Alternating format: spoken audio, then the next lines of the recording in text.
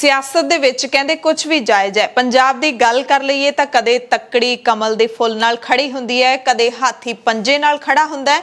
झाड़ू वाले कदों पंजे वाले बन जाण पता ही नहीं लगदा। ताज़ा ताज़ा मिलाप तकड़ी ते हाथी दा होया ते इस माहौल दे विच कमल दा फुल कल्ला कल्ला महसूस कर रहा है। तां ही अज एक अजिहा बयान दिता है बीजेपी ने जिस नूं सुण के तुसीं भी शायद मुस्कुराओगे। खबर विस्तार दे विच दसांगे। कोरोना दा टीका ना लवाया तां सिम बंद हो जाएगा। एक कित्थों दी सरकार दा ऐलान है। 12वीं दे पेपरां दे नाल जुड़ी अहम खबर है। पंजाब स्कूल सिक्ख्या बोर्ड वाले विद्यार्थी हाले काली ना ही करन तां वधिया होऊगा। किसानां बारे किहड़ी नवीं अफवाह उड्डी है। अमरीका ने भारत बारे की कह दिता है। भारत कह रहा है असीं पाकिस्तान दे नाल दोस्ती करनी है। केजरीवाल कह रहे ने कोरोना दी तीसरी लहर आई के आई। स्कूलों के मुद्दे ते दिल्ली ते पंजाब आपस दे विच क्यों लड़ रहे ने। एमरजेंसी बुलेटिन देखने वाले सारे दर्शकों का स्वागत है। मैं हरशरण कौर। बुलेटिन दे विच खबरां दे विस्तार तो पहला जान लैने आ कल दी लोक राय दा नतीजा। कल दी लोक राय बड़ी दिलचस्प सी। कांग्रेस दे कलेश दरमियान सूत्र दसदे ने कि 2022 दीआं चोणां दे विच कैप्टन अमरिंदर सिंह ही पार्टी दा चेहरा बनणगे। तुसीं किहड़ा चेहरा पसंद करदे हो, कैप्टन अमरिंदर सिंह जां फिर नवजोत सिंह सिद्धू? तां साडे दर्शकों ने जो राय दी है, कैप्टन नूं सिर्फ 3% लोग पसंद करते हैं। साडे जिहड़े दर्शक जिन्हां ने जवाब दिता है उन्हां विचों 69% लोग सिद्धू नूं पसंद करते हैं। 5% लोगों ने भगवंत मान का नाम भी लिखिया है ते 23% अजिहे लोग ने जो ना कैप्टन नूं पसंद करते हैं ना ही नवजोत सिंह सिद्धू नूं पसंद करते हैं। अज दी लोक राय है कि पंजाब दे विच श्रोमणी अकाली दल अते बसपा दे गठजोड़ नाल की श्रोमणी अकाली दल नूं आउंदियां चोणां विच फायदा होवेगा जां फिर बसपा नूं इस गठजोड़ दा नुकसान होएगा। जे तुहानूं लगदा है कि श्रोमणी अकाली दल नूं फायदा होएगा, यस जां हां दे विच उत्तर दिओ। जे तुहानूं लगदा है कि बसपा नूं इस गठजोड़ दा नुकसान होएगा तां तुसीं नो जां ना दे विच उत्तर दिओ।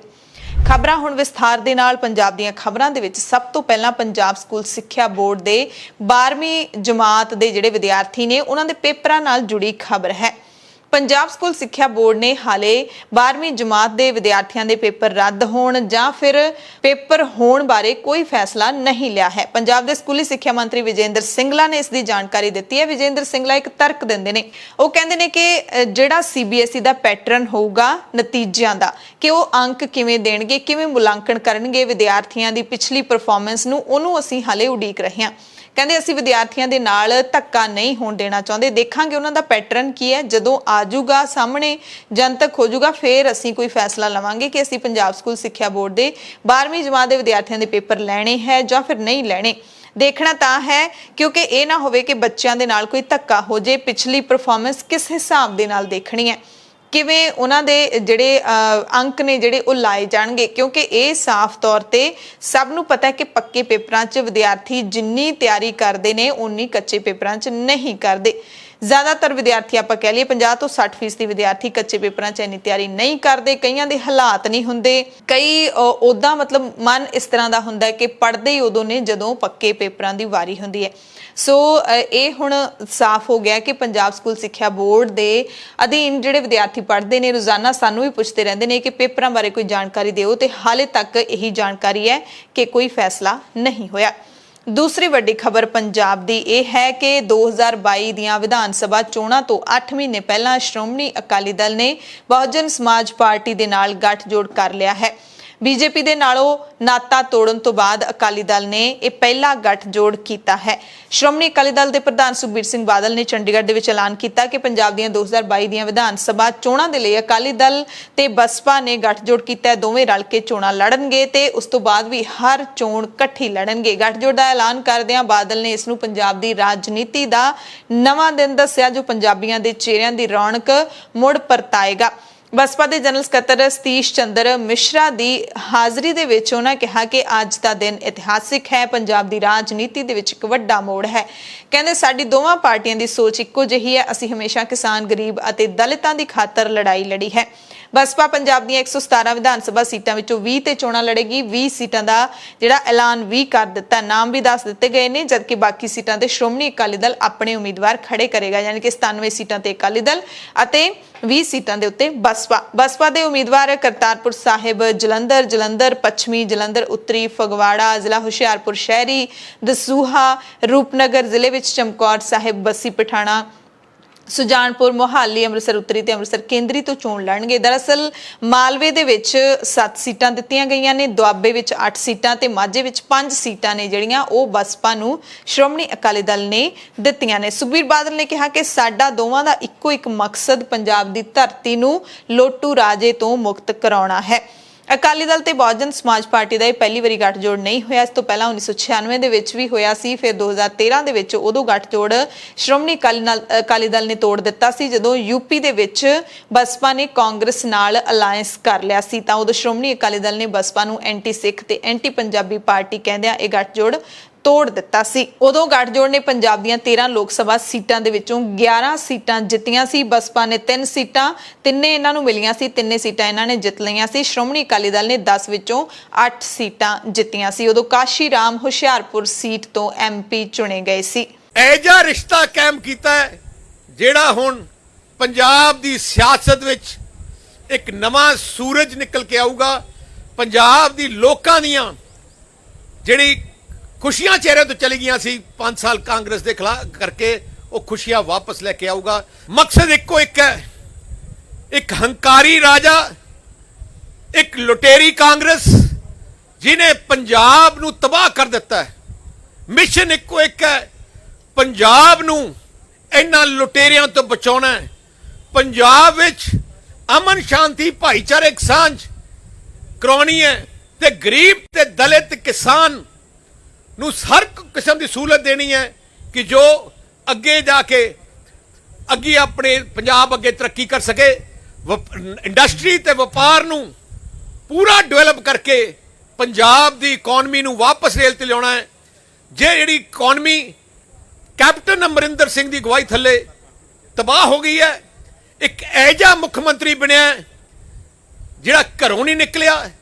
ਅੱਜ ਸਾਨੂੰ ਵੀ ਕੁਝ ਉਹਦੇ ਖਿਲਾਫ ਕਹਿਣ ਦੀ ਲੋੜ ਹੀ ਨਹੀਂ, ਸਾਤੋਂ ਵੱਧ ਉਹਦੀ ਆਪਣੀ ਪਾਰਟੀ ਉਹਦੇ ਖਿਲਾਫ ਕਹਿ ਰਹੀ ਹੈ। ਬਹੁਜਨ ਸਮਾਜ ਪਾਰਟੀ 20 ਸੀਟਾਂ ਤੇ ਇਲੈਕਸ਼ਨ ਲੜੂਗੀ ਤੇ ਬਾਕੀ ਸੀਟਾਂ ਤੇ ਸ਼੍ਰੋਮਣੀ ਅਕਾਲੀ ਦਲ ਲੜੂਗਾ। ਬੋਲੇ ਸੋ ਨਿਹਾਲ।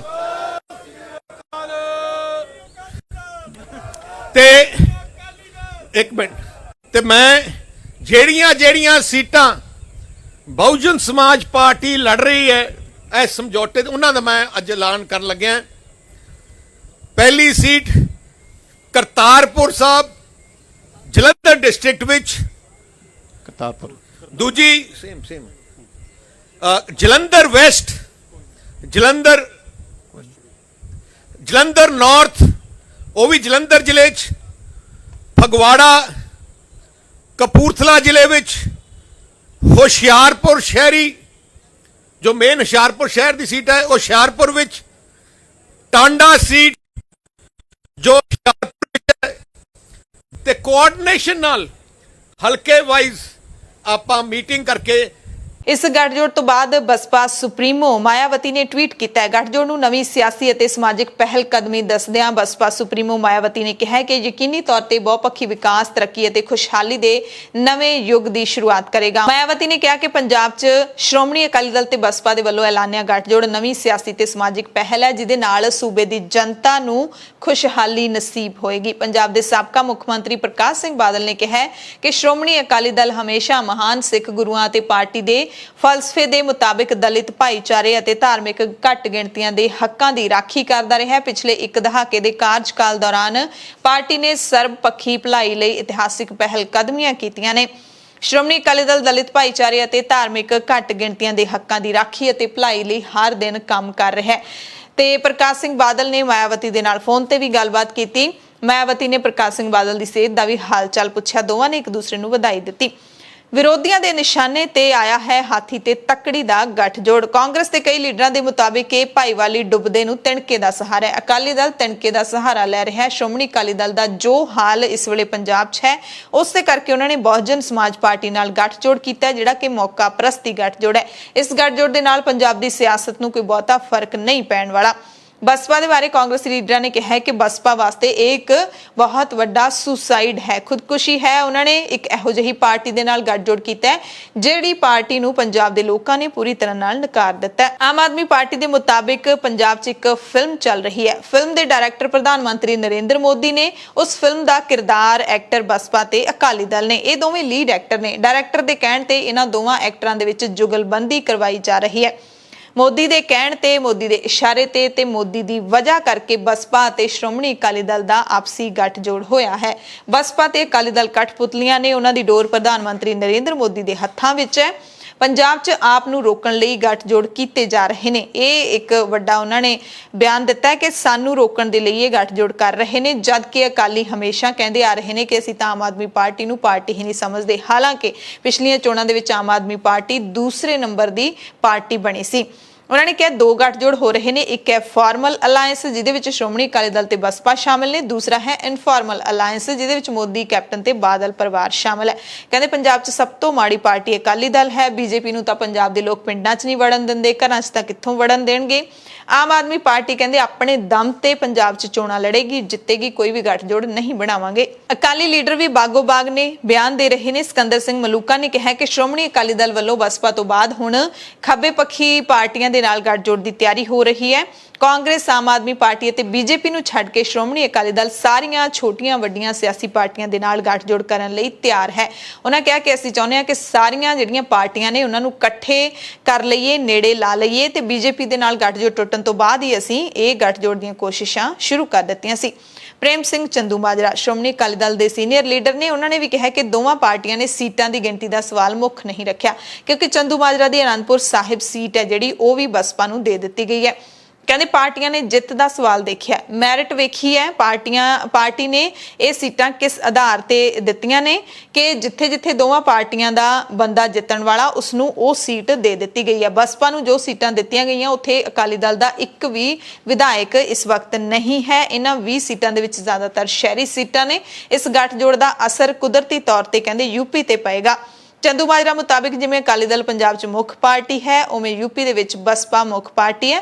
ਉੱਤਰ ਪ੍ਰਦੇਸ਼ ਦੇ ਵਿੱਚ ਵੀ ਕਹਿੰਦੇ ਸਾਡੀ ਕੋਸ਼ਿਸ਼ ਰਹੂਗੀ, ਕਿਉਂਕਿ ਉੱਥੇ ਵੀ 2022 'ਚ ਵਿਧਾਨ ਸਭਾ ਚੋਣਾਂ ਹੋਣੀਆਂ ਨੇ। ਕਹਿੰਦੇ ਅਸੀਂ ਆਪਣੀ ਭਾਈਵਾਲ ਪਾਰਟੀ ਬਸਪਾ ਨੂੰ ਉੱਤਰ ਪ੍ਰਦੇਸ਼ ਦੇ ਵਿੱਚ ਸੱਤਾ ਵਿੱਚ ਲਿਆਉਣ ਦੀ ਪੂਰੀ ਕੋਸ਼ਿਸ਼ ਕਰਾਂਗੇ। ਇਸ ਸਾਰੇ ਮਾਹੌਲ ਦੇ ਦਰਮਿਆਨ ਬੀਜੇਪੀ ਕੱਲਾ ਜ਼ਰੂਰ ਮਹਿਸੂਸ ਕਰ ਰਹੀ ਹੈ, ਕਿਉਂਕਿ ਬੀਜੇਪੀ ਦੀ ਕੋਈ ਪੁੱਛ ਪੜਤਾਲ ਹੁਣ ਪੰਜਾਬ ਦੇ ਵਿੱਚ ਨਹੀਂ ਰਹੀ। ਪਰ ਫਿਰ ਵੀ ਮੁੰਗੇਰੀ ਲਾਲ ਦੇ ਸੁਪਨੇ ਦੇਖ ਰਹੀ ਬੀਜੇਪੀ ਨੇ ਪੰਜਾਬ ਦੇ ਵਿੱਚ 117 ਸੀਟਾਂ ਤੇ ਚੋਣ ਲੜਨ ਦਾ ਐਲਾਨ ਕਰ ਦਿੱਤਾ ਹੈ। ਪੰਜਾਬ ਬੀਜੇਪੀ ਇੰਚਾਰਜ ਦੁਸ਼ਯੰਤ ਗੌਤਮ ਨੇ ਕਿਹਾ ਕਿ ਅਸੀਂ 117 ਸੀਟਾਂ ਤੇ ਚੋਣਾਂ ਲੜਾਂਗੇ, ਅਸੀਂ ਆਪਣੇ ਦਮ ਤੇ ਲੜਾਂਗੇ, ਜਿੱਤਾਂਗੇ ਤੇ ਪੰਜਾਬ 'ਚ ਸਰਕਾਰ ਬਣਾਵਾਂਗੇ। ਤੇ ਬੀਜੇਪੀ ਦੇ ਇਸ ਸੁਪਨੇ ਦਾ ਜਵਾਬ ਅਕਾਲੀ ਦਲ ਦੇ ਐਮਐਲਏ NK ਸ਼ਰਮਾ ਨੇ ਦਿੱਤਾ ਹੈ। ਕਹਿੰਦੇ ਬੀਜੇਪੀ ਵਾਲੇ ਕਿਸੇ ਇੱਕ ਪਿੰਡ ਵਿੱਚ ਜਾ ਕੇ ਵੋਟ ਮੰਗ ਕੇ ਤਾਂ ਦੇਖਣ, ਇਹਨਾਂ ਨੂੰ 117 ਤੱਕ ਹੀ 17 ਉਮੀਦਵਾਰ ਵੀ ਨਹੀਂ ਲੱਭਣੇ। ਕੋਟਕਪੂਰਾ ਗੋਲੀकांड ਦੀ ਗੱਲ ਕਰ ਲਈਏ ਤਾਂ ਜਾਂਚ ਟੀਮ ਨੂੰ ਲੱਗਦਾ ਹੈ ਕਿ ਸੈਣੀ ਤੇ ਉਮਰਾ ਨੰਗਲ ਝੂਠ ਬੋਲ ਰਹੇ ਨੇ। ਇਸ ਕਰਕੇ ਉਹਨਾਂ ਦਾ ਨਾਰਕੋ ਟੈਸਟ ਕਰਵਾਉਣ ਦੇ ਲਈ ਜਾਂਚ ਟੀਮ ਨੇ ਅਦਾਲਤ ਦੇ ਵਿੱਚ ਅਰਜ਼ੀ ਦਿੱਤੀ ਹੈ। ਵਿਸ਼ੇਸ਼ ਜਾਂਚ ਟੀਮ ਜਿਹੜੀ ਨਵੀਂ ਬਣਾਈ ਗਈ ਹੈ ਉਸਨੇ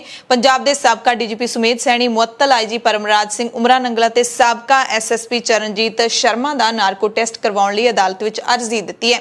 ਜਾਂਚ ਟੀਮ ਨੇ ਅਦਾਲਤ ਨੂੰ ਦੱਸਿਆ ਕਿ ਇਹ ਪੁਲਿਸ ਅਫਸਰ ਸੱਚ ਲੁਕੋ ਰਹੇ ਨੇ, ਯਾਨੀ ਕਿ ਝੂਠ ਬੋਲ ਰਹੇ ਨੇ। ਤੇ ਨਾਰਕੋ ਟੈਸਟ ਹੈ ਜਿਹੜਾ ਉਹ ਸੱਚ ਤੇ ਝੂਠ ਦੀ ਪਰਖ ਕਰਨ ਵਾਲਾ ਟੈਸਟ ਹੁੰਦਾ ਹੈ। ਇਨਸਾਨ ਦਾ ਜਿਹੜੇ ਦਾ ਵੀ ਨਾਰਕੋ ਟੈਸਟ ਕੀਤਾ ਜਾਂਦਾ ਹੈ ਉਸ ਤੋਂ ਬਾਅਦ ਉਹ ਤੋਂ ਜਿਹੜੀ ਗੱਲ ਬੁਲਵਾਈ ਜਾਂਦੀ ਹੈ, ਜੇ ਉਹ ਝੂਠ ਬੋਲਦਾ ਹੋਵੇ ਤਾਂ ਨਾਰਕੋ ਟੈਸਟ ਦੇ ਵਿੱਚੋਂ ਫੜਿਆ ਜਾਂਦਾ ਹੈ। ਇਸ ਲਈ ਅਦਾਲਤ ਨੂੰ ਸਿਟ ਨੇ ਕਿਹਾ ਕਿ ਇਹਨਾਂ ਦਾ ਨਾਰਕੋ ਟੈਸਟ ਕਰਵਾਉਣ ਦੀ ਲੋੜ ਹੈ। ਅਦਾਲਤ ਨੇ ਜਾਂਚ ਟੀਮ ਦੀ ਅਰਜ਼ੀ ਵੀ ਲੈ ਲਈ ਹੈ, ਪਰ ਮੁਲਜ਼ਮਾਂ ਨੂੰ ਵੀ ਇਸ ਮਾਮਲੇ ਵਿੱਚ ਆਪਣਾ ਪੱਖ ਰੱਖਣ ਦਾ ਮੌਕਾ ਦਿੱਤਾ ਹੈ। ਹੁਣ ਇਸ ਤੋਂ ਕੀ ਪਤਾ ਲੱਗਦਾ ਹੈ, ਅਦਾਲਤ ਨੇ ਜੇ ਹੁਣ ਸੁਮੇਧ ਸੈਣੀ, ਉਮਰਾ ਨੰਗਲ ਤੇ ਚਰਨਜੀਤ ਸ਼ਰਮਾ ਨੂੰ ਆਪਣਾ ਪੱਖ ਰੱਖਣ ਦਾ ਵੀ ਮੌਕਾ ਦੇ ਦਿੱਤਾ ਤਾਂ ਉਹ ਤਾਂ ਇਹੀ ਕਹਿਣਗੇ, ਕੌਣ ਕਹਿੰਦਾ ਹੁੰਦਾ ਕਿ ਅਸੀਂ ਝੂਠ ਬੋਲਿਆ? ਹਰ ਕੋਈ ਇਹੀ ਕਹੇਗਾ ਕਿ ਅਸੀਂ ਸੱਚ ਬੋਲਦੇ ਹਾਂ। ਜੇ ਉਹਨਾਂ ਨੇ ਕਹਿਤਾ ਅਸੀਂ ਸੱਚ ਬੋਲਿਆ ਤਾਂ ਕੀ ਅਦਾਲਤ ਨਾਰਕੋ ਟੈਸਟ ਕਰਵਾਉਣ ਦੀ ਇਜਾਜ਼ਤ ਨਹੀਂ ਦੇਵੇਗੀ? ਸੋ ਇਸ ਮਸਲੇ ਦਾ ਹੋਣਾ ਕੀ ਹੈ, ਸਿੱਟ ਦੀ ਜਿਹੜੀ ਅਪੀਲ ਹੈ ਉਹ ਮੰਨੀ ਜਾਣੀ ਹੈ ਜਾਂ ਨਹੀਂ ਮੰਨੀ ਜਾਣੀ, ਇਸ ਬਾਰੇ ਕੁਝ ਨਹੀਂ ਕਿਹਾ ਜਾ ਸਕਦਾ। ਭਾਰਤੀ ਕਿਸਾਨ ਯੂਨੀਅਨ ਚੜੂਨੀ ਦੇ ਜਿਹੜੇ ਕਿਸਾਨ ਲੀਡਰ ਗੁਰਨਾਮ ਸਿੰਘ ਚੜੂਨੀ, ਉਹਨਾਂ ਨੇ ਕਿਹਾ ਕਿ ਸੰਯੁਕਤ ਕਿਸਾਨ ਮੋਰਚੇ ਨੇ ਝੋਨਾ ਲਾਉਣ ਲਈ ਮਜ਼ਦੂਰਾਂ ਵਾਸਤੇ ਭਾਅ ਤੈਅ ਕਰਨ ਦਾ ਕੋਈ ਬਿਆਨ ਨਹੀਂ ਦਿੱਤਾ, ਨਾ ਕੋਈ ਫੈਸਲਾ ਲਿਆ ਹੈ। ਉਹਨਾਂ ਕਿਹਾ ਕਿ ਸੋਸ਼ਲ ਮੀਡੀਆ ਤੇ ਕਿਸਾਨਾਂ ਤੇ ਮਜ਼ਦੂਰਾਂ ਦੀ ਸਾਂਝ ਨੂੰ ਤੋੜਨ ਦੀਆਂ ਅਫਵਾਹਾਂ ਫੈਲਾਈਆਂ ਜਾ ਰਹੀਆਂ ਨੇ। ਝੋਨਾ ਲਾਉਣ ਦੇ ਲਈ ਰੇਟ ਤੈਅ ਕਰਨ ਦਾ ਫੈਸਲਾ ਪੰਜਾਬ ਦੇ ਕਿਸੇ ਇੱਕ ਪਿੰਡ ਨੇ ਕੀਤਾ ਹੈ ਤੇ ਉਸ ਪਿੰਡ ਦੇ ਫੈਸਲੇ ਨੂੰ ਕਿਸਾਨ ਮੋਰਚੇ ਦਾ ਫੈਸਲਾ ਬਣਾ ਕੇ ਸੋਸ਼ਲ ਮੀਡੀਆ ਤੇ ਪਾ ਕੇ ਅਫਵਾਹਾਂ ਫੈਲਾਈਆਂ ਜਾ ਰਹੀਆਂ ਨੇ, ਜਦਕਿ ਮੋਰਚੇ ਨੇ ਤਾਂ ਕਦੇ ਇਸ ਮਸਲੇ ਤੇ ਚਰਚਾ ਹੀ ਨਹੀਂ ਕੀਤੀ। ਉਹਨਾਂ ਕਿਹਾ ਕਿ ਇਹ ਕਿਸਾਨਾਂ ਦੀ ਆਪਣੀ ਮਰਜ਼ੀ ਹੈ, ਕਿਸੇ ਪਿੰਡ ਦੀ ਆਪਣੀ ਮਰਜ਼ੀ ਹੈ, ਉਹ ਮਜ਼ਦੂਰਾਂ ਦੇ ਨਾਲ ਜੋ ਵੀ ਭਾਅ ਰਜ਼ਾਮੰਦੀ ਦੇ ਨਾਲ ਤੈਅ ਕਰਨ, ਇਹ ਉਹਨਾਂ ਦਾ ਆਪਣਾ ਫੈਸਲਾ ਹੈ ਤੇ ਮਜ਼ਦੂਰ ਵੀ ਆਪਣੀ ਮਿਹਨਤ ਦਾ ਜਿੰਨਾ ਮਰਜ਼ੀ ਜਿਹੜਾ ਮੁੱਲ ਲੈਣ, ਇਹ ਕਿਸਾਨਾਂ ਤੇ ਮਜ਼ਦੂਰਾਂ ਦੀ ਆਪਸੀ ਰਜ਼ਾਮੰਦੀ ਹੈ। ਕਹਿੰਦੇ ਹਰ ਪਿੰਡ ਤੇ ਇਲਾਕੇ ਦੇ ਆਪੋ ਆਪਣੇ ਰੇਟ ਹੁੰਦੇ ਨੇ, ਇਸ ਲਈ ਅਫਵਾਹਾਂ ਤੋਂ ਬਚਿਆ ਜਾਵੇ। ਚੜੂਨੀ ਨੇ ਇਹ ਵੀ ਕਿਹਾ ਕਿ ਸਾਡਾ ਜਿਹੜਾ ਸੰਘਰਸ਼ ਹੈ ਉਹ ਇਕੱਲੇ ਕਿਸਾਨਾਂ ਦਾ ਨਹੀਂ, ਕਿਸਾਨਾਂ ਅਤੇ ਮਜ਼ਦੂਰਾਂ ਦਾ ਹੈ ਤੇ ਇਹੀ ਰਹੇਗਾ।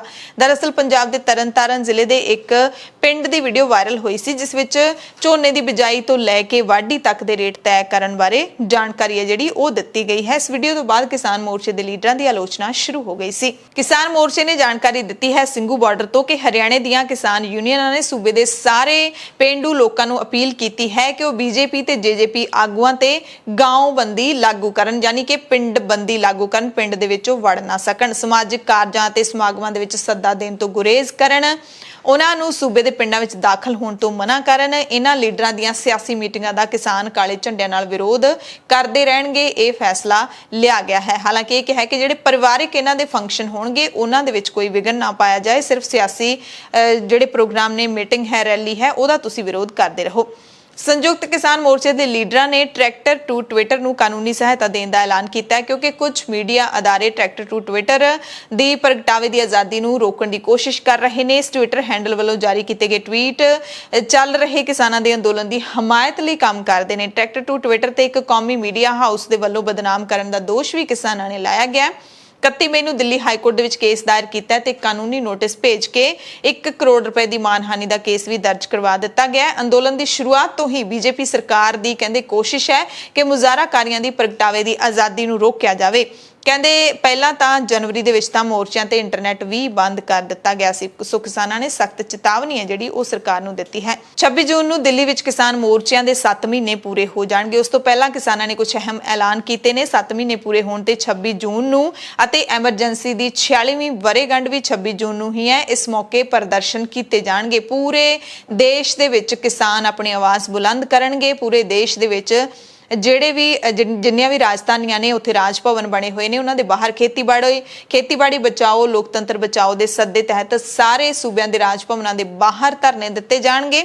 ਅੰਦੋਲਨ ਦੀਆਂ ਮੰਗਾਂ ਸੰਬੰਧੀ ਰਾਜਪਾਲ ਨੂੰ ਮੰਗ ਪੱਤਰ ਸੌਂਪੇ ਜਾਣਗੇ। ਇਹ ਵੀ ਦੁਹਰਾਇਆ ਜਾਵੇਗਾ ਕਿ ਭਾਰਤ ਵਿੱਚ ਕਿਸੇ ਅਣ ਐਲਾਨੀ ਐਮਰਜੈਂਸੀ ਦੇ ਮੌਜੂਦਾ ਮਾਹੌਲ ਦੇ ਵਿੱਚ ਨਾਗਰਿਕਾਂ ਦੇ ਜਮਹੂਰੀ ਅਧਿਕਾਰਾਂ ਦੀ ਉਲੰਘਣਾ ਨਹੀਂ ਹੋਣੀ ਚਾਹੀਦੀ।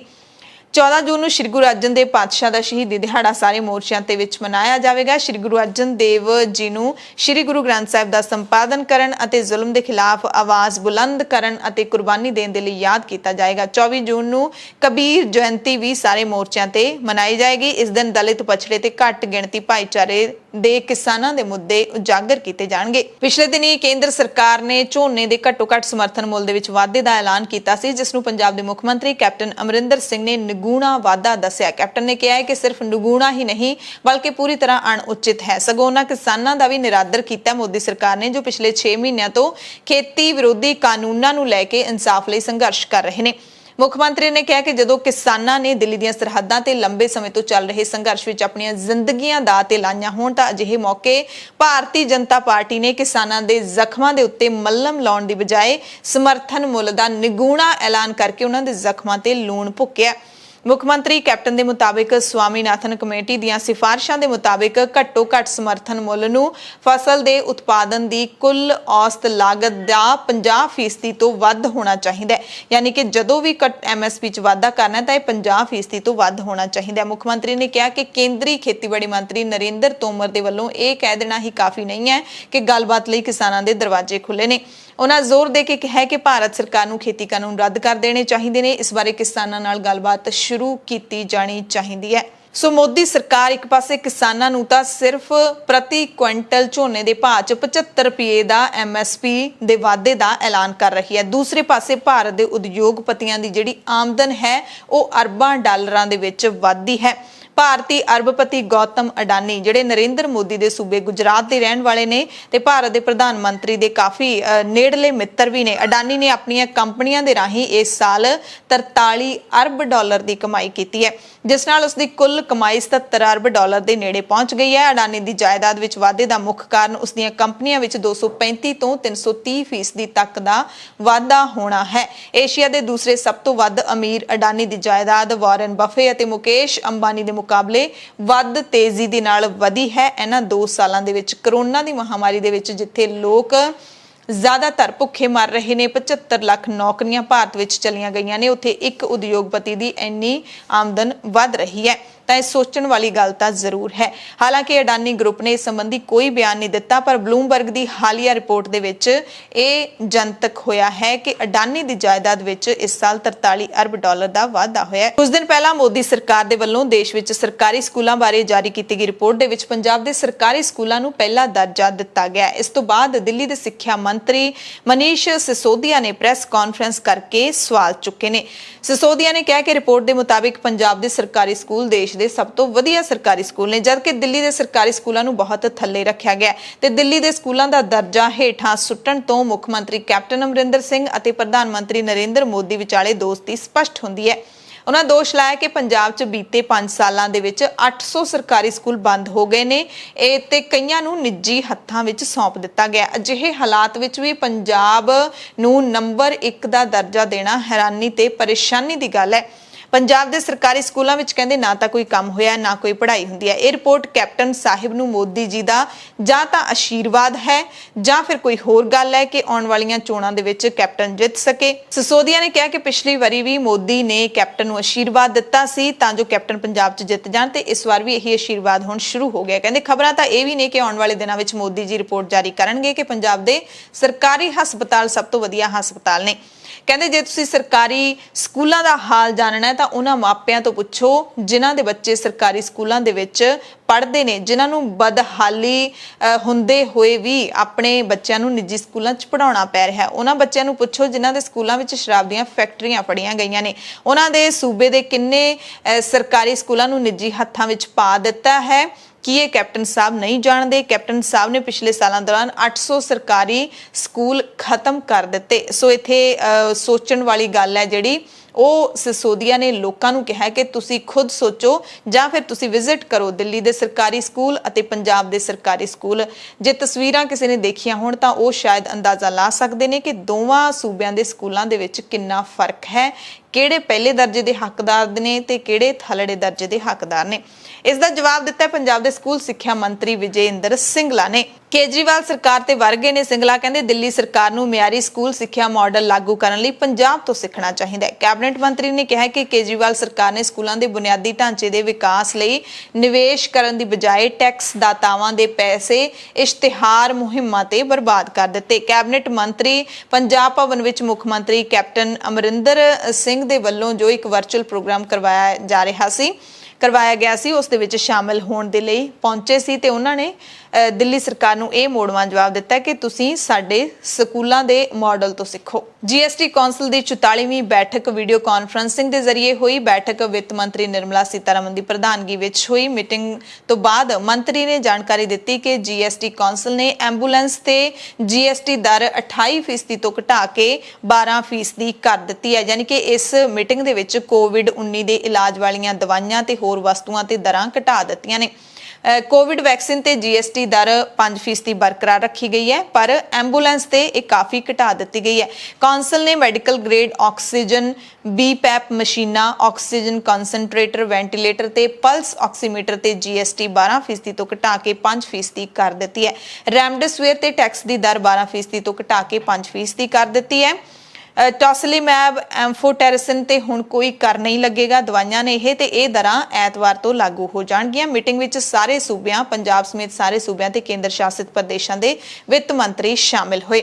ਇੱਥੇ ਵੀ ਸਵਾਲ ਜ਼ਰੂਰ ਖੜਾ ਹੁੰਦਾ ਹੈ ਕਿ ਜੀਐਸਟੀ ਕੌਂਸਲ ਦੀ ਮੀਟਿੰਗ ਉਦੋਂ ਕਿਉਂ ਨਹੀਂ ਹੋਈ ਜਦੋਂ ਭਾਰਤ ਦੇ ਵਿੱਚ ਕਰੋਨਾ ਦੀ ਦੂਸਰੀ ਲਹਿਰ ਦਾ ਕਹਿਰ ਸੀ। ਹੁਣ ਇਹ ਕਹਿਰ ਥੰਮ ਗਿਆ ਹੈ ਤੇ ਹੁਣ ਦਰਾਂ ਘਟਾ ਦਿੱਤੀਆਂ ਗਈਆਂ ਨੇ। ਜਿੰਨਾ ਖਰਚਾ ਲੋਕਾਂ ਦਾ ਹੋਣਾ ਸੀ ਉਹ ਹੋ ਚੁੱਕਿਆ ਤੇ ਹੁਣ ਦਰਾਂ ਘਟਾ ਦਿੱਤੀਆਂ ਗਈਆਂ ਨੇ। ਅਜਿਹਾ ਕਿਉਂ ਕੀਤਾ ਜਾਂਦਾ ਹੈ? ਜਦੋਂ ਪਾਣੀ ਸਿਰ ਤੋਂ ਲੰਘ ਜਾਂਦਾ ਹੈ ਉਦੋਂ ਹੀ ਸਾਡੇ ਸਿਸਟਮ ਨੂੰ ਕਿਉਂ ਜਾਗ ਆਉਂਦੀ ਹੈ? ਕਰੋਨਾ ਵਾਇਰਸ ਦੇ ਟੀਕੇ ਬਾਰੇ ਹੁਣ ਅਮਰੀਕਾ ਦੇ ਜਿਹੜੇ ਡਾਕਟਰ ਹੈਗੇ ਨੇ, ਡਾਕਟਰ ਐਂਥਨੀ ਫਾਊਚੀ, ਉਹਨਾਂ ਨੇ ਇੱਕ ਨਵਾਂ ਹੀ ਬਿਆਨ ਦੇ ਦਿੱਤਾ ਹੈ। ਐਂਥਨੀ ਫਾਊਚੀ ਨੇ ਕਿਹਾ ਕਿ ਵੈਕਸੀਨ ਦੀਆਂ 2 ਖੁਰਾਕਾਂ ਦੇ ਵਿੱਚ ਸਮੇਂ ਦਾ ਵਕਫਾ ਵਧਾਉਣ ਦੇ ਕਾਰਨ ਲੋਕਾਂ ਨੂੰ ਲਾਗ ਦਾ ਖਤਰਾ ਹੋ ਸਕਦਾ ਹੈ। ਡਾਕਟਰ ਫਾਊਚੀ ਭਾਰਤੀ ਨਿਊਜ਼ ਚੈਨਲ ਦੇ ਨਾਲ ਗੱਲਬਾਤ ਕਰ ਰਹੇ ਸੀ। ਉਹਨਾਂ ਨੇ ਕਿਹਾ ਕਿ ਆਦਰਸ਼ ਵਕਫਾ ਫਾਈਜ਼ਰ ਦੇ ਲਈ 3 ਹਫ਼ਤੇ ਅਤੇ ਮਾਡਰਨਾ ਦੇ ਲਈ 4 ਹਫ਼ਤਿਆਂ ਦਾ ਹੁੰਦਾ ਹੈ। ਵਕਫਾ ਵਧਾਉਣ ਦੇ ਨਾਲ ਸਮੱਸਿਆ ਇਹ ਹੈ ਕਿ ਤੁਹਾਨੂੰ ਲਾਗ ਦਾ ਖਤਰਾ ਵੱਧ ਸਕਦਾ ਹੈ। ਫਾਊਚੀ ਨੇ ਕਿਹਾ ਕਿ ਬਰਤਾਨੀਆ ਦੇ ਵਿੱਚ ਵਕਫਾ ਵਧਾਇਆ ਗਿਆ, ਉੱਥੇ ਤੁਹਾਨੂੰ ਮਿਊਟੈਂਟ ਦੀ ਲਾਗ ਲੱਗ ਸਕਦੀ ਹੈ, ਇਸ ਲਈ ਅਸੀਂ ਸਿਫਾਰਿਸ਼ ਕਰਦੇ ਹਾਂ ਕਿ ਸ਼ਡਿਊਲ ਦੀ ਪਾਲਣਾ ਕੀਤੀ ਜਾਵੇ।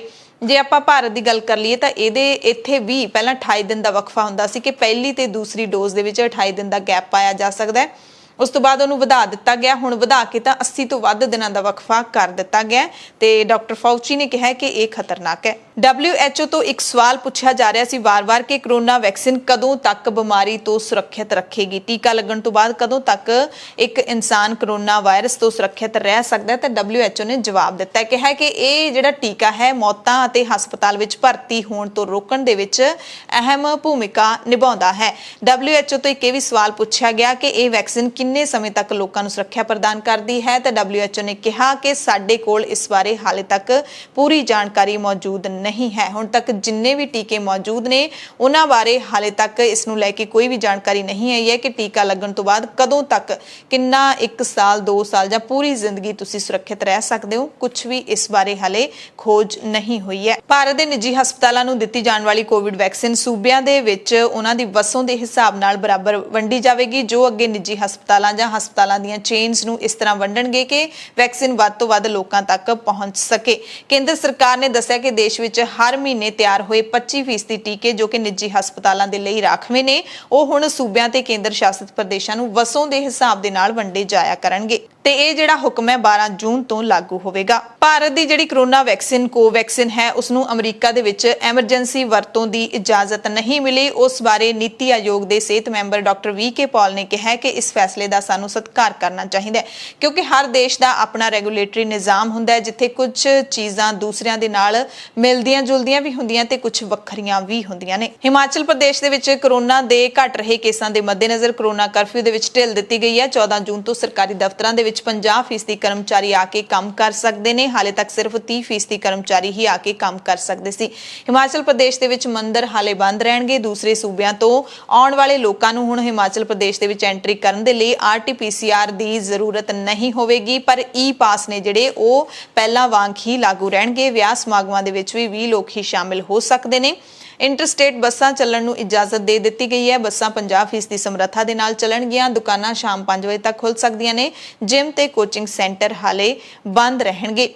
ਚੰਡੀਗੜ੍ਹ ਤੇ ਪੰਜਾਬ ਦੀ ਗੱਲ ਕਰ ਲਈਏ ਤਾਂ ਪੰਜਾਬ ਦੇ ਵਿੱਚ ਵੀ ਐਤਵਾਰ ਨੂੰ ਵੀਕਐਂਡ ਲੋਕਡਾਊਨ ਰਹੇਗਾ। ਚੰਡੀਗੜ੍ਹ ਦੇ ਵਿੱਚ ਵੀ ਵੀਕਐਂਡ ਲੋਕਡਾਊਨ ਦਾ ਐਲਾਨ ਕੀਤਾ ਗਿਆ ਹੈ।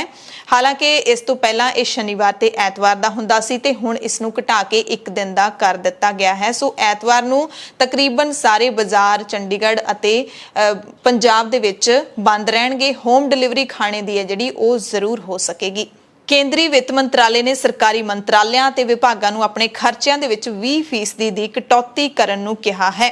ਵਿੱਤ ਮੰਤਰਾਲੇ ਨੇ ਵਿਭਾਗਾਂ ਨੂੰ ਜਾਂ ਫਿਰ ਕਹਿ ਲਈਏ ਕਿ ਮੰਤਰੀਆਂ ਨੂੰ ਆਪਣੇ ਜਿਹੜੇ ਖਰਚਿਆਂ ਤੇ ਲਗਾਮ ਕਸਣ ਲਈ ਕਿਹਾ ਹੈ। ਉਸ ਦੇ ਵਿੱਚ ਮਸ਼ਹੂਰੀਆਂ, ਪ੍ਰਚਾਰ, ਓਵਰਟਾਈਮ ਭੱਤੇ, ਇਨਾਮ, ਘਰੇਲੂ ਤੇ ਵਿਦੇਸ਼ ਫੇਰੀਆਂ ਦੇ ਖਰਚੇ, ਛੋਟੇ-ਮੋਟੇ ਰੱਖ ਰਖਾਅ ਦੇ ਨਾਲ ਜੁੜੇ ਖਰਚਿਆਂ ਦੇ ਵਿੱਚ ਕਮੀ ਕਰਨ ਨੂੰ ਕਿਹਾ ਹੈ ਕਿ ਇਹ ਖਰਚੇ ਆਪਣੇ ਘਟਾਓ ਤੇ ਇਹਦੇ ਵਿੱਚ ਇਹਨਾਂ ਦੇ ਖਰਚਿਆਂ ਵਿੱਚ 20% ਦਾ ਜਿਹੜਾ ਕਟੌਤੀ ਹੈ ਉਹ ਕੀਤੀ ਜਾਏਗੀ। ਇਹਨਾਂ ਸਿਫਾਰਿਸ਼ਾਂ ਦੀ ਇੱਕ ਸੂਚੀ ਸਾਰੇ ਮੰਤਰਾਲਿਆਂ ਦੇ ਮੰਤਰੀਆਂ, ਸਕੱਤਰਾਂ ਤੇ ਵਿੱਤੀ ਸਲਾਹਕਾਰਾਂ ਨੂੰ ਭੇਜੀ ਗਈ ਹੈ।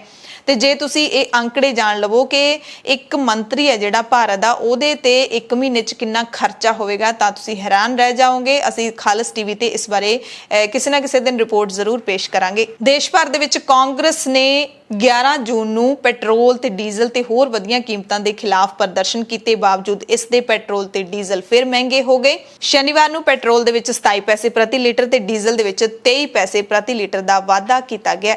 ਬੁਲੇਟਿਨ ਦੇ ਵਿੱਚ ਕੁਝ ਖਾਸ ਤੇ ਵੱਡੀਆਂ ਖਬਰਾਂ ਪੂਰੇ ਭਾਰਤ ਦੀਆਂ। ਸਭ ਤੋਂ ਪਹਿਲੀ ਖਬਰ ਮੁੰਬਈ ਤੋਂ ਹੈ ਜਿੱਥੇ ਭਾਰੀ ਮੀਂਹ ਦੇ ਨਾਲ-ਨਾਲ ਤੇਜ਼ ਹਵਾਵਾਂ ਨੇ ਮੁੰਬਈ ਦੇ ਆਸ-ਪਾਸ ਦੇ ਉਪਨਗਰਾਂ ਦੀ ਜ਼ਿੰਦਗੀ ਠੱਪ ਕਰਕੇ ਰੱਖ ਦਿੱਤੀ ਹੈ। ਇਸ ਨਾਲ ਲੋਕਾਂ ਨੂੰ ਭਾਰੀ ਦਿੱਕਤਾਂ ਦਾ ਸਾਹਮਣਾ ਕਰਨਾ ਪੈ ਰਿਹਾ ਹੈ। ਮੀਂਹ ਕਾਰਨ ਸੜਕਾਂ ਅਤੇ ਰੇਲ ਪਟੜੀਆਂ ਤੇ ਪਾਣੀ ਭਰ ਗਿਆ ਤੇ ਕਈ ਥਾਵਾਂ ਤੇ ਸੇਵਾਵਾਂ ਵੀ ਠੱਪ ਹੋ ਗਈਆਂ ਨੇ। ਰੇਲ ਸੇਵਾਵਾਂ ਵੀ ਠੱਪ ਹੋਈਆਂ ਨੇ ਅਤੇ ਸੜਕਾਂ ਦੇ ਉੱਤੇ ਵੀ ਆਵਾਜਾਈ ਰੁਕ ਗਈ ਹੈ ਇਸ ਭਾਰੀ ਮੀਂਹ ਦੇ ਕਾਰਨ। ਭਾਰਤ ਸ਼ਾਸਿਤ ਜੰਮੂ ਕਸ਼ਮੀਰ ਦੇ ਉਪ ਰਾਜਪਾਲ ਮਨੋਜ ਸਿਨਹਾ ਨੇ ਕਿਹਾ ਹੈ ਕਿ ਕੇਂਦਰ ਸ਼ਾਸਿਤ ਪ੍ਰਦੇਸ਼ ਦੀ ਵੰਡ ਦੀ ਕਿਸੇ ਤਰ੍ਹਾਂ ਦੀ ਕੋਈ ਯੋਜਨਾ ਨਹੀਂ ਹੈ, ਯਾਨੀ ਕਿ ਜੰਮੂ ਅਤੇ ਕਸ਼ਮੀਰ ਨੂੰ ਅੱਗੇ ਦੋ ਹਿੱਸਿਆਂ ਵਿੱਚ ਵੰਡਣ ਦੀ ਕੋਈ ਯੋਜਨਾ ਨਹੀਂ ਹੈ।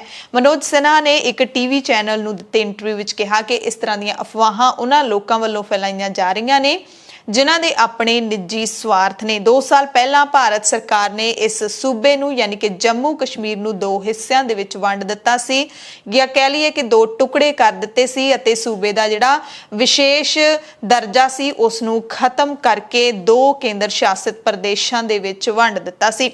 ਪਿਛਲੇ ਕੁਝ ਦਿਨਾਂ ਤੋਂ ਜੰਮੂ ਕਸ਼ਮੀਰ ਇਲਾਕੇ ਵਿੱਚ ਵਧੀ ਫੌਜੀ ਮੂਵਮੈਂਟ ਨੂੰ ਦੇਖਦੇ ਹੋਏ ਕਈ ਥਾਵਾਂ ਤੇ ਇਹ ਕਿਆਸ ਲਾਏ ਜਾ ਰਹੇ ਨੇ ਕਿ ਫਿਰ ਤੋਂ ਇਸ ਇਲਾਕੇ ਦਾ ਬਟਵਾਰਾ ਕੀਤਾ ਜਾ ਰਿਹਾ ਹੈ, ਪਰ ਉਪ ਰਾਜਪਾਲ ਨੇ ਇਸ ਨੂੰ ਅਫਵਾਹ ਦੱਸਦੇ ਹੋਏ ਖਾਰਜ ਕਰ ਦਿੱਤਾ ਹੈ।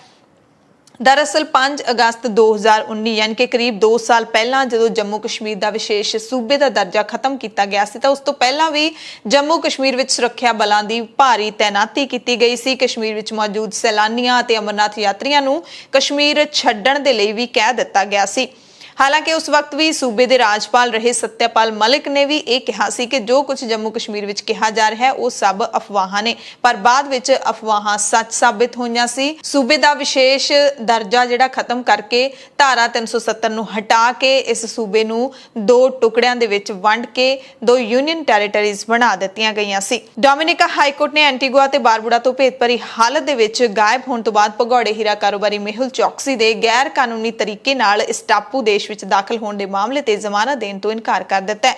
ਚੌਕਸੀ 2018 ਤੋਂ ਐਂਟੀਗੁਆ ਤੇ ਬਾਰਬੁਡਾ ਦੇ ਵਿੱਚ ਨਾਗਰਿਕ ਵਜੋਂ ਰਹਿ ਰਿਹਾ ਹੈ। ਉੱਚ ਅਦਾਲਤ ਨੇ ਆਪਣੇ ਫੈਸਲੇ ਵਿੱਚ ਕਿਹਾ ਹੈ ਕਿ ਜ਼ਮਾਨਤ ਮਿਲਣ ਤੋਂ ਬਾਅਦ ਚੌਕਸੀ ਫਰਾਰ ਹੋ ਸਕਦਾ ਹੈ, ਯਾਨੀ ਕਿ ਡੋਮਿਨਿਕਾ ਹਾਈ ਕੋਰਟ ਨੇ ਚੌਕਸੀ ਨੂੰ ਇਸ ਕਰਕੇ ਜ਼ਮਾਨਤ ਨਹੀਂ ਦਿੱਤੀ ਕਿਉਂਕਿ ਉਸ ਦੇ ਫਰਾਰ ਹੋਣ ਦਾ ਖਤਰਾ ਹੈ। दिल्ली के मुख्यमंत्री अरविंद केजरीवाल ने कोरोना के नाम से मुड़ लोगों को डराया है, सावधान किया है। कहते कोरोना वायरस महामारी की तीसरी लहर की बहुत ज़्यादा संभावना है तो साडी सरकार इस नाल नजिठण लई जंगी पद्धर उत्ते तैयारी कर रही है। केजरीवाल ने कहा कि कोविड-19 की तीसरी लहर आने के संकेत बरतानिया तो मिल चुके हैं, जिथे 45% टीकाकरण के बावजूद भी केस वध रहे हैं। इसलिए ਅਸੀਂ ਹੱਥ ਤੇ ਹੱਥ ਧਰ ਕੇ ਬੈਠ ਨਹੀਂ ਸਕਦੇ। ਆਨਲਾਈਨ ਪ੍ਰੋਗਰਾਮ ਦੇ ਵਿੱਚ ਬੋਲਦਿਆਂ ਕੇਜਰੀਵਾਲ ਨੇ ਕਿਹਾ ਇਹ ਜਿਹੜੀ ਲੋਕਾਂ ਨੂੰ ਚੇਤਨ ਕਰਨ ਦੀ ਕੋਸ਼ਿਸ਼ ਕੀਤੀ ਹੈ ਤੇ ਉਹਨਾਂ ਨੇ ਦਿੱਲੀ ਦੇ 9 ਹਸਪਤਾਲਾਂ ਵਿੱਚ 22 ਨਵੇਂ PCA ਆਕਸੀਜਨ ਪਲਾਂਟਾਂ ਦਾ ਵੀ ਸਾਂਝੇ ਤੌਰ ਤੇ ਉਦਘਾਟਨ ਕੀਤਾ, ਵਰਚੁਅਲੀ ਉਦਘਾਟਨ ਕੀਤਾ। ਬੁਲੇਟਿਨ ਦੇ ਵਿੱਚ ਕੁਝ ਖਾਸ ਤੇ ਵੱਡੀਆਂ ਖਬਰਾਂ ਪੂਰੀ ਦੁਨੀਆ ਤੋਂ। ਸਭ ਤੋਂ ਪਹਿਲੀ ਖਬਰ ਅਮਰੀਕਾ ਦੇ ਇੱਕ ਵੱਡੇ ਬਿਆਨ ਦੇ ਨਾਲ ਜੁੜੀ ਹੋਈ ਹੈ ਜੋ ਅਮਰੀਕਾ ਨੇ ਭਾਰਤ ਲਈ ਦਿੱਤਾ ਹੈ। ਅਮਰੀਕਾ ਦੇ ਉੱਚ ਅਧਿਕਾਰੀ ਨੇ ਸੰਸਦ ਮੈਂਬਰਾਂ ਨੂੰ ਕਿਹਾ ਹੈ ਕਿ ਭਾਰਤ ਮਜ਼ਬੂਤ ਕਾਨੂੰਨ ਵਿਵਸਥਾ ਪ੍ਰਣਾਲੀ ਨਾਲ ਵਿਸ਼ਵ ਦਾ ਸਭ ਤੋਂ ਵੱਡਾ ਲੋਕਤੰਤਰ ਬਣਿਆ ਹੋਇਆ ਹੈ, ਪਰ ਭਾਰਤ ਸਰਕਾਰ ਦੇ ਕੁਝ ਕਦਮਾਂ ਜਿਨ੍ਹਾਂ ਵਿੱਚ ਪ੍ਰਗਟਾਵੇ ਦੀ ਆਜ਼ਾਦੀ ਤੇ ਪਾਬੰਦੀਆਂ शामिल ने उन्होंने चिंतावां पैदा कीतियां ने जो भारत दीयां जमहूरी कदरां कीमतां दे विरुद्ध ने।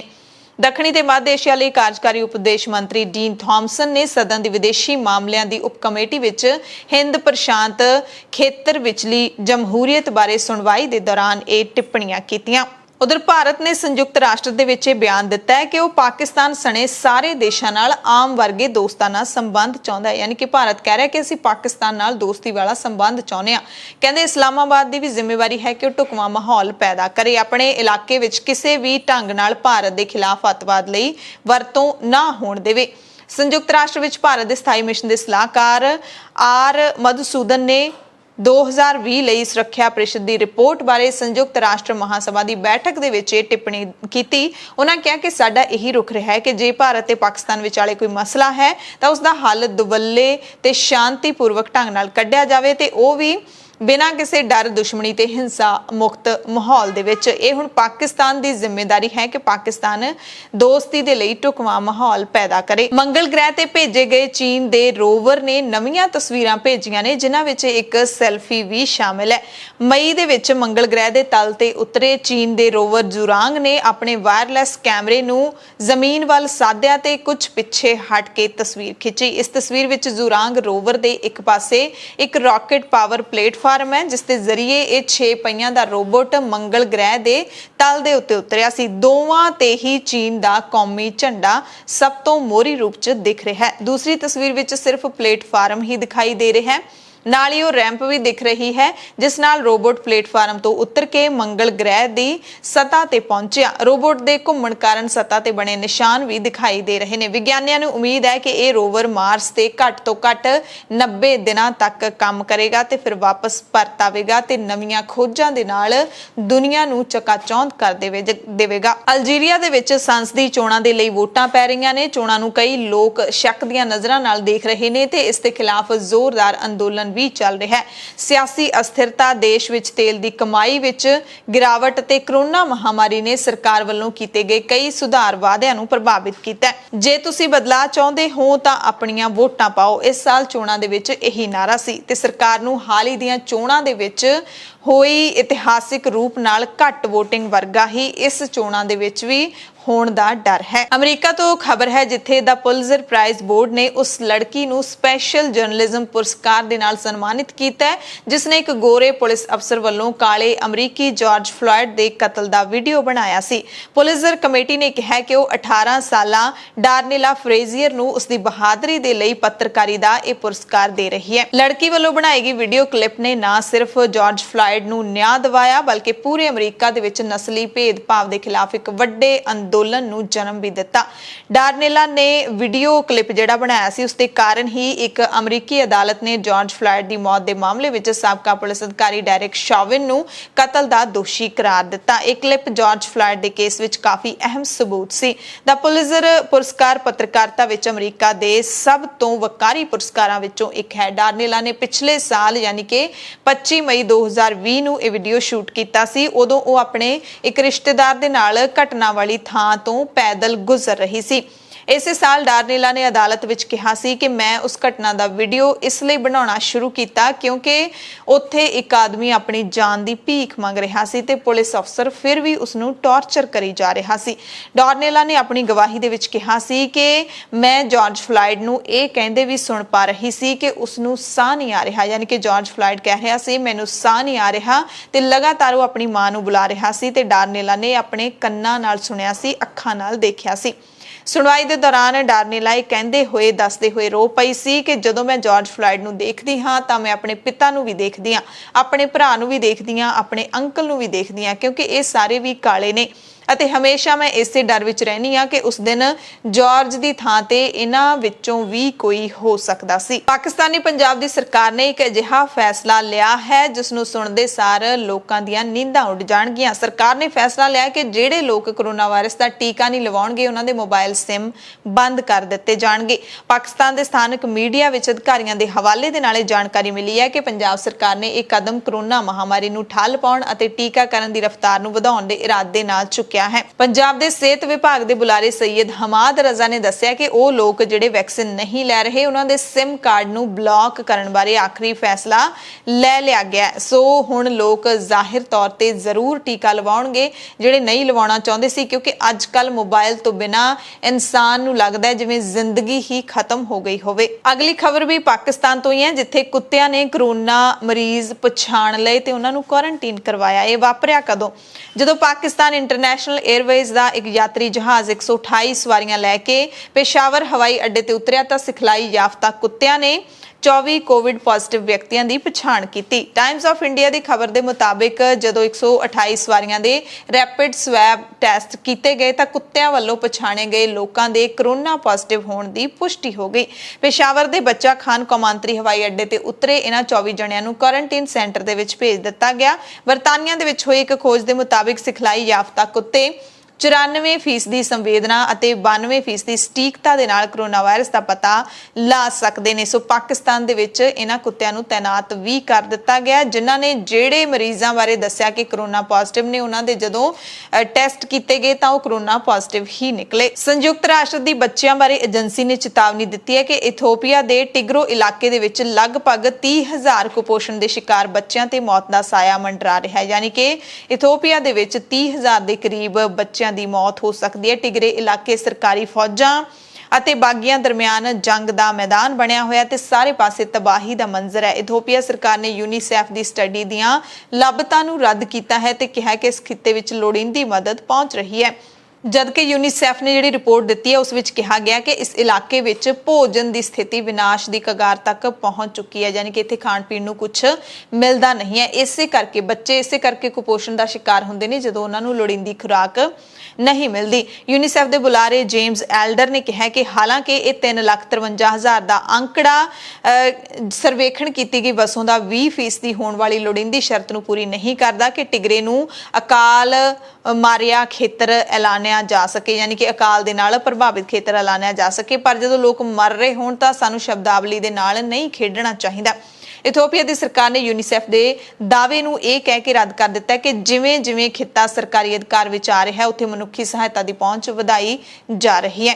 ਅਮਰੀਕਾ ਤੇ ਯੂਰਪੀਅਨ ਯੂਨੀਅਨ ਨੇ ਲੜਾਈ ਵਿੱਚ ਉਲਝੇ ਦੋਵਾਂ ਪੱਖਾਂ ਨੂੰ ਵਿਆਪਕ ਅਕਾਲ ਦੀ ਸਥਿਤੀ ਅਤੇ ਲੋਕਾਂ ਦੀ ਬਦਹਾਲੀ ਦੇ ਮੱਦੇਨਜ਼ਰ ਯੁੱਧਬੰਦੀ ਦੀ ਅਪੀਲ ਕੀਤੀ ਹੈ ਕਿ ਯੁੱਧ ਰੋਕ ਦਿੱਤਾ ਜਾਵੇ। ਅਮਰੀਕਾ ਤੋਂ ਖਬਰ ਹੈ ਜਿੱਥੇ ਪਹਿਲਾਂ ਹੀ ਨਾਜ਼ੁਕ ਹਾਲਤ ਵਾਲਾ ਅੰਟਾਰਕਟਿਕ ਗਲੇਸ਼ੀਅਰ ਵਧੇਰੇ ਅਸੁਰੱਖਿਅਤ ਹੁਣ ਹੋ ਰਿਹਾ ਹੈ ਕਿਉਂਕਿ ਉਪਗ੍ਰਹਿ ਦੀਆਂ ਤਸਵੀਰਾਂ ਦੇ ਵਿੱਚ ਬਰਫ਼ ਦੀ ਉਹ ਪੱਟੀ ਪਹਿਲਾਂ ਦੇ ਮੁਕਾਬਲੇ ਤੇਜ਼ੀ ਦੇ ਨਾਲ ਟੁੱਟਦੀ ਨਜ਼ਰ ਆ ਰਹੀ ਹੈ ਜੋ ਇਸ ਗਲੇਸ਼ੀਅਰ ਨੂੰ ਪਿਘਲ ਕੇ ਸਮੁੰਦਰ ਵਿੱਚ ਮਿਲਣ ਤੋਂ ਰੋਕਦੀ ਸੀ। ਨਵੀਂ ਸਟੱਡੀ ਵਿੱਚ ਦੱਸਿਆ ਗਿਆ ਕਿ ਪੱਟੀ ਟੁੱਟਦੀ ਹੋਈ ਬਰਫ਼ ਦੇ ਵੱਡੇ ਤੋਦੇ ਬਣਾ ਰਹੀ ਹੈ। ਪਾਈਨ ਆਈਲੈਂਡ ਗਲੇਸ਼ੀਅਰ ਦੀ ਬਰਫ਼ ਦੀ ਪੱਟੀ ਦਾ 2017 ਦੇ ਵਿੱਚ ਟੁੱਟਣਾ ਤੇਜ਼ ਹੋ ਗਿਆ ਸੀ ਜਿਸ ਨਾਲ ਵਿਗਿਆਨੀਆਂ ਨੂੰ ਇਹ ਫਿਕਰ ਸਤਾਉਣ ਲੱਗਿਆ ਸੀ ਕਿ ਮੌਸਮ ਵਿੱਚ ਤਬਦੀਲੀ ਕਾਰਨ ਗਲੇਸ਼ੀਅਰ ਦਾ ਪਿਘਲਣਾ ਅੰਦਾਜ਼ੇ ਨਾਲੋਂ ਕਿਤੇ ਤੇਜ਼ੀ ਨਾਲ ਹੋਏਗਾ। ਸੋ 2017 ਤੋਂ ਲੈ ਕੇ ਹੁਣ 2021 ਆ ਗਿਆ ਤੇ ਸੱਚਮੁੱਚ ਇਹ ਬੜੀ ਤੇਜ਼ੀ ਦੇ ਨਾਲ ਪਿਘਲ ਰਹੀ ਹੈ ਜਿਹੜੀ ਕਿ ਅੰਟਾਰਕਟਿਕ ਗਲੇਸ਼ੀਅਰ ਨੂੰ ਬਚਾਉਣ ਵਾਲੀ ਬਰਫ਼ ਵਾਲੀ ਪੱਟੀ ਸੀ ਹੁਣ ਖੁਦ ਹੀ ਪਿਘਲ ਰਹੀ ਹੈ। ਚਿੰਤਾ ਵਾਲੀ ਗੱਲ ਤਾਂ ਜ਼ਰੂਰ ਹੈ।